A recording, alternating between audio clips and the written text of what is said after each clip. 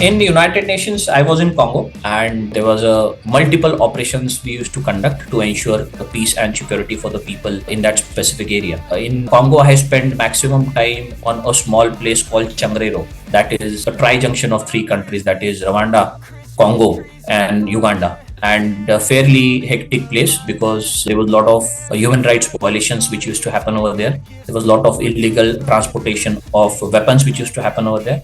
So we worked very jointly with the Congolese army, with the Congolese police. We also had United Nations observers from different countries like the French, the Swedish, coming to us and visiting us and discussing as to what are the different parameters. We used to conduct joint training with the South African Armed Forces. We had the air support given by the South African Air Force.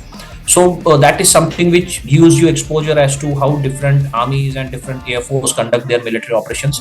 They teach you as to how they have their administrative echelons functioning for a long, sustained operation, and that is something which gives you a very, very holistic view as to how internationally different countries from different regions of the world come together to ensure peace and security into a war-ridden country like Congo.